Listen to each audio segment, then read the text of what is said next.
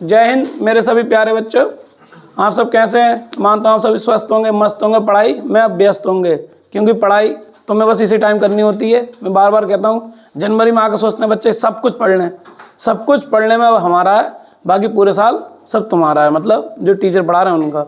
तो उसी बीच में फिर ढूंढते हैं बच्चे इंपॉर्टेंट सवाल के भाई कौन सा मिल जाए। तो टीचर भी भाई मेहनत कर करके कोशिश कर करके बच्चों को इंपॉर्टेंट सवाल दे दें तो वो कराते हैं। तो ऐसे ही हमने कोशिश करके एक क्वेश्चन निकाला है तुम्हारे लिए। ये बहुत इंपॉर्टेंट क्वेश्चन है, वैद्युत रसायन चैप्टर का ननद समीकरण के ऊपर जो टॉपिक है उसके ऊपर ये क्वेश्चन है, ठीक है। तो उसमें क्या है, एक इक्वेशन दे रखी होती है, इसमें क्या होता है ऑक्सीकरण और रिडक्शन दोनों एक साथ होता है। ऑक्सीकरण कैसे होता है, जैसे ये 0 है इसकी और 2 पॉजिटिव हो गई, जिसकी ऑक्सीजन संख्या बढ़ती है यानी कि Mg से Mg2 पॉजिटिव हो रहा है तो इसका ऑक्सीकरण हो रहा है। क्या हो रहा है, ऑक्सीकरण। और जिसका रिडक्शन होता है, जैसे 2 पॉजिटिव है यानी कि इस पे दो है ना, 2 पॉजिटिव है तो क्या हो रहा है 2Ag हो रहा है, तो इसका रिडक्शन हो रहा है। तो इसमें जब होते हैं तो ये वाली कहलाती है सेल विभव के लिए। 2 होती हैं, एक होती है इलेक्ट्रोड विभव के लिए। इलेक्ट्रोड विभव के लिए मतलब एक सेल यूज करना पड़ता है उसमें, और ये है सेल विभव। सेल विभव वाली में हमेशा 2 होती हैं, एक प्रथम अर्ध क्रिया की समीकरण, एक द्वितीय अर्ध क्रिया की समीकरण। तो जब जिसका ऑक्सीकरण हो रहा है, ठीक है, तो एक कहलाएगी फर्स्ट हाफ रिएक्शन और एक का अपचयन हो रहा है तो वो कहलाएगी second half reaction. 2 half reaction मिलकर एक फुल रिएक्शन बनती है सेल विभव में।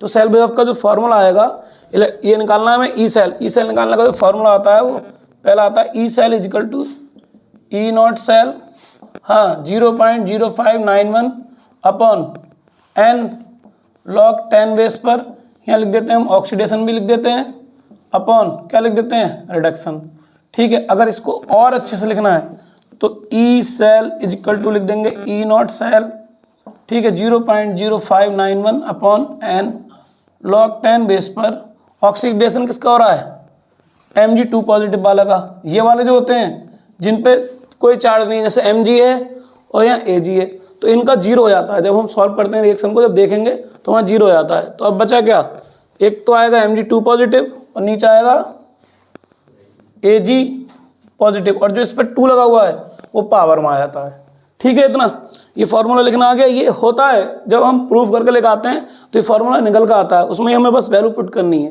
ठीक है। ई नॉट सेल की वैल्यू दे रखी है, चलो लगाओ, सॉल्व करना मेरे साथ साथ, जो बच्चे देख रहे हैं साथ साथ। एन की वैल्यू मतलब इस पर जितने चार्ज है, Mg से कितना हुआ, Mg 2 पॉजिटिव, ये एन की वैल्यू होती है। यहाँ पर 2 पॉजिटिव से 0 हुआ, जितना चेंज आया ऑक्सीजन संख्या में वही उसका एन की वैल्यू होती है, 2 आ गया। log 10 बेस पर Mg के साथ कितनी लगी हुई है वैल्यू 0.130, ठीक है, ऐसा लगा दो।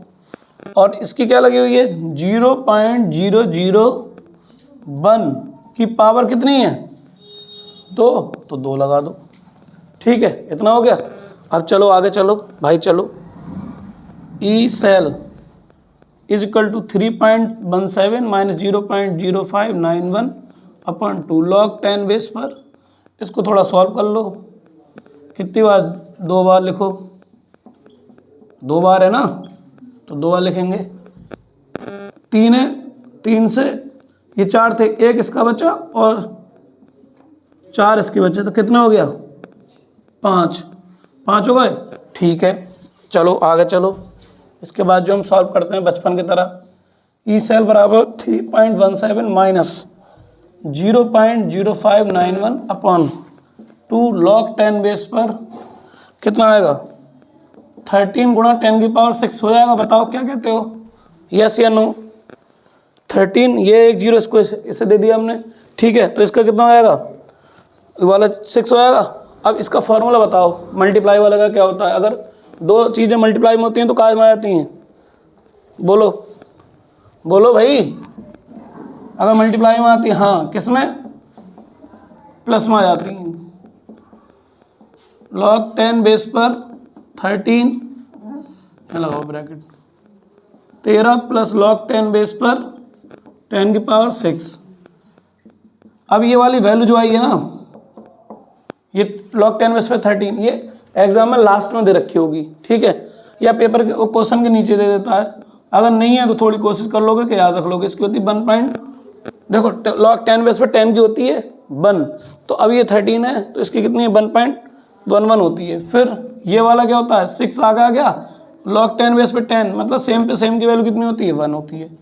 ई cell is equal to 3.17 minus 0.0591 upon 2। 6 और 1 कितना हो गया 7.11। ठीक है, इसको ये हटा दो।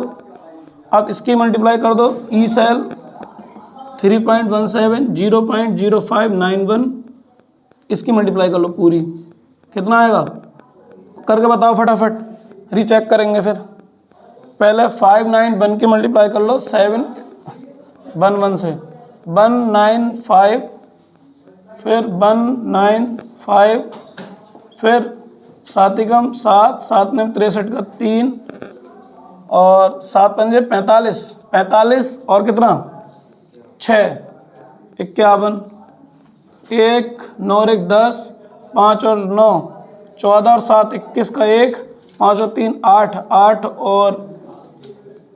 और 2 10 का 0 2 और ये 5, यही आएगा 7 पंजे 35 होगा 6 41, तो ये कितना आएगा 4 आएगा। ठीक है 420 और ये कितना हो गया 5 9 और 7 16 और 5 21 और एक हासिल का 22। बता नहीं रहे हो कि गलत हो गया, यही आएगा। पॉइंट गिन लो 2 ये और 4 ये 1 2 3 4 1 2 3 4 5 और 6, ये आएगा। ठीक है अपॉन 2 इसको डिवाइड कर लो किससे 2 से 3.17 2 से करो 2 1 0 1 आगे छोड़ दो, इसको लिख लो लगभग 2.1 लिख लो, इतने लिख लो। आगे का 0 1 तो वो छोटी सी वैल्यू है, पॉइंट के बाद भैंस ही छोटा है 2.1 लिख लो। अब इसको माइनस कर दो 3.17 0.21, क्यों यहाँ पे पॉइंट के बाद 2 नंबर है इसके, कितना बचा 7 में से गया 6, तो कितना आएगा ई सेल इजिकल टू 2.96 और इसका मात्रक होता है वोल्ट। ठीक है एक बार फिर सुन लो, 5 नंबर में न्यूमेरिकल आता है, जरा सा 5 नंबर में न्यूमेरिकल। ठीक है अब देख लो जब अनसोल्व करोगे तब भी इसका जब हमें निकालना है, ये रिएक्शन दे रखी होगी, ऐसी जरूरी नहीं यही दे रखी होगी, इसकी तरह और भी होंगे, जेड एन की कॉपर के साथ होगी, तो हम उसको करते हैं। पहले हमें ये पता होना चाहिए कि किसका ऑक्सीडेशन हो रहा है किसका रिडक्शन। ऑक्सीकरण वाली ऊपर आती है, रिडक्शन वाली नीचे आती है। जिसमें ऑक्सीजन संख्या बढ़ती है उसका ऑक्सीकरण होता है, जिसमें घटती है उसका अपचयन होता है। फिर हम इस सूत्र को याद रखेंगे, जब ये याद नहीं होगा तो कुछ नहीं, अंधेरा सब के सब सामने वाइट पेंट कर दिया और कह रहे हैं पढ़ इसको क्या है ये, ऐसा अगर फॉर्मूला याद नहीं होगा तो। ठीक है फॉर्मूला तुम्हें याद रखना है, इसमें भी यही तरीका लगा दिया बताने का। फिर ये वैल्यू पुट कर दी, एम जी की जो वैल्यू थी वो एम जी की जगह लगा दी, ए जी पे अगर यहाँ जो भी नंबर होगा वो पावर में आता है, 2 बार था 2 बार लगा दिया। फिर चलते गए हम, इसके पॉइंट वगैरह हटाए, ये सॉल्व होके ये आ गया। फिर इसमें लॉग वाला मेथड लग गया, एम गुणा एन वाला, ये आ गया एम गुणा एन। फिर ये वाली वैल्यू लगा दी, ये भी लगा दी, फिर इन दोनों को ऐड कर लिया, फिर मल्टीप्लाई करके फिर डिवाइड कर दिया। ठीक है फिर माइनस कर दिया, यह आंसर आ जाएगा। ठीक है अगर आप ऐसी कुछ क्वेश्चन इसे देख के और भी करना चाहोगे तो और भी कर लोगे, लेकिन इन क्वेश्चनों को जो इंपॉर्टेंट क्वेश्चन है वहाँ के टॉपिक तक मैं पहुँचा के आपको ये बताना चाह रहा हूँ कि ये क्वेश्चन जैसे हैं इनकी तरह इंपॉर्टेंट क्वेश्चन और भी करने हैं, यानी कि ये कर लिया तो इसी में आना है बस।